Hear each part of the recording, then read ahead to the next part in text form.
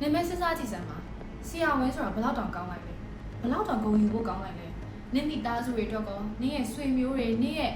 မိသားစုအတိုင်းဝိုင်းတွေအကုန်လုံးအတွက်ကိုလေဘယ်လောက်တောင်ဂုဏ်ယူဖို့ကောင်းတယ်လို့နင်ပြန်စဉ်းစားကြည့်စမ်းပါဆရာဝန်ဆိုလို့ရှိရင်နင်အလောက်ကန်လည်းကောင်းတယ်ဆရာဝန်ဆိုတဲ့ဂုဏ်ပုတ်လည်းရှိနေတယ်နောက်ပြီးတော့နင်ကြိုက်တဲ့အမှုပညာဆိုတာလေအဲ့ဝါသနာတတ်ပဲဆရာဝန်ဆိုတာအသက်မွေးဝမ်းကြောင်းတစ်ခုဟုတ်ပါပြီဒါဆိုလို့ရှိရင်နင်ကဆရာဝန်မဲလုပ်တော့မယ်ပေါ့နင်မိသားစုတွေနင်ရဲ့မိဘတွေရဲ့စကားကိုပဲနားထောင်တော့မယ်ပေါ့ဆရာဝန်လုပ်မယ်ဆိုလို့ရှိရင်ရောနင်တစ်သက်လုံးပျော်မယ်လို့ထင်လား